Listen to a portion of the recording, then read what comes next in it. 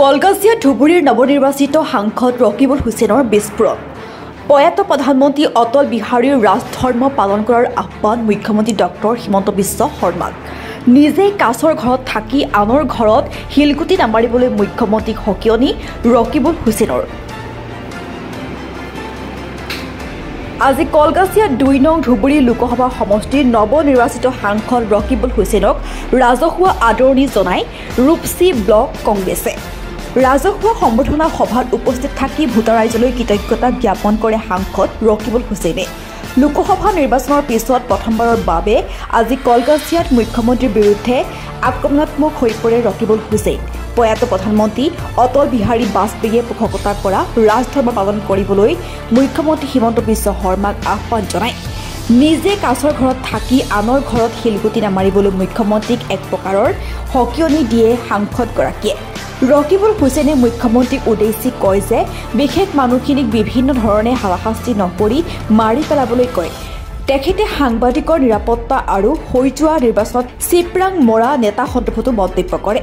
আজি আপোনালোকে দেখিছে যে আমি এতিয়ালৈকে শপত গ্ৰহণ কৰা নাই শপত গ্ৰহণ কৰি আমি ইয়াত ৰাইজৰ ওচৰলৈ অহাৰ এটা নিয়ম কিন্তু শপত গ্ৰহণ আমাৰ দেৰিকৈ হোৱাৰ কাৰণে মই আধা এমপি পুৰা স্বাক্ষৰ কৰি মই শপত গ্ৰহণ নকৰাকৈ সমষ্টিৰ 11টা সমষ্টিত 11খন সভা কৰি ৰাইজক কৃতজ্ঞতা আৰু ৰাইজক ধন্যবাদ দিয়াৰ কাৰণে মই আহিছিলোঁ ভাৰতবৰ্ষৰ ভিতৰত সকলোতকৈ বেছি ভোট দি ভাৰতবৰ্ষৰ এটা ৱৰ্ল্ড ৰেকৰ্ড কৰিছে আৰু কংগ্ৰেছ দলৰ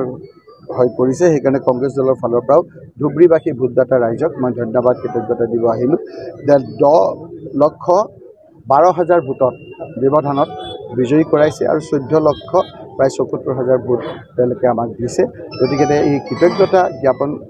কৰিবৰ কাৰণে আজি আপোনালোককো ধন্যবাদ জনাবৰ কাৰণে মোক ভোট দিয়া ভোট নিদিয়া সকলো ৰাইজক কৃতজ্ঞতা ধন্যবাদ জনাবৰ কাৰণে আজি আমি ইয়াত উপস্থিত হৈছোঁ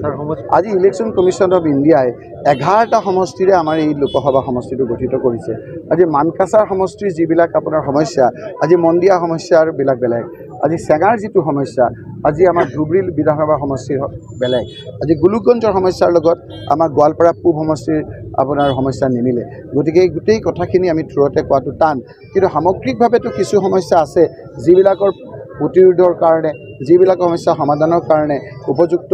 মঞ্চত আমি ক'ব লাগিব তাৰ মাজত আমাৰ বহুতে আপোনাৰ বানপানীটো বুজি পায় দিল্লীত কিন্তু গৰাখহনীয়াটো বুজি নাপায় ইৰোজনটো বুজি নাপায় এইকাৰণে বুজি নাপায় যে ভাৰতবৰ্ষত বহুত নদী আছে আমাৰ অসমত কিন্তু নদ আছে নদ মানে মেইল ৰিভাৰ আমাৰ ব্ৰহ্মপুত্ৰক মেইল ৰিভাৰ বুলি কয় এই মেইল ৰিভাৰখনৰ যিটো গৰাখহনীয়া তাৰ কেৰেক্টাৰটো আমাৰ ভাৰতবৰ্ষৰ বহুত ঠাইত বুজি নাপায় ইৰোজনটো বুজাব লাগিব যে আমাৰ মানুহে প্ৰথমে বানপানীৰ কাৰণে সমস্যাটো সমাধান কৰিব লাগিবই বানপানীৰ সমস্যা আহে আৰু যায় কিন্তু গৰাখহনীয়া সমস্যাই আমাক একেবাৰে গোটেই মাটি বাৰী লৈ যায়গৈ ঘৰ নাইকিয়া কৰি দিয়ে সেই সমস্যাও এটা জটিল সমস্যা এই কথাখিনিকো আমি আগভাগ দিব লাগিব মাটিৰ সমস্যা আছে কোনোবাই আজি ইয়াত আছে আপুনি চাব টিনৰ ঘৰ কিয় টিনৰ ঘৰ বুলি ক'লে ওপৰৰ পৰা যেতিয়া চাই বুজি পাব যে যিসকলক এই মানুহখিনিয়ে কষ্ট কৰি খায় সেই মানুহখিনিৰ ঠাইত বেলেগ মানুহ কোনো থাকিব নোৱাৰে গতিকে এই সমস্যাবিলাক আমি সমাধান কৰিব লাগিব থ্ৰুতে আজি কোৱাটো টান গতিকে আপোনালোকৰ লগত লগ খাই এই সমস্যাবিলাক সমাধান কৰিবৰ কাৰণে আন্তৰিকতাৰে আমি প্ৰচেষ্টা চলাইছোঁ যিসকল ঘৰ শত্ৰু যিসকল কংগ্ৰেছৰ প্ৰতি চেণ্টিমেণ্ট নাই যিসকলে NSY কৰা নাই যিসকলে ইউথ কংগ্ৰেছ কৰা নাই যিসকলে ওপৰতে আহি ভয়ভাৱটো পাইছিল সেইসকলৰ যিসকলে আজি ব্লক কংগ্ৰেছে কোৱাৰ কথাহে মই হাত ধৰিছোঁ ব্লক কংগ্ৰেছে কৈছে যে আপুনি ইয়াত আহিছে হয় আমি অকল কংগ্ৰেছৰ লগত যুঁজিবলৈ কংগ্ৰেছে আজি আমি কেৱল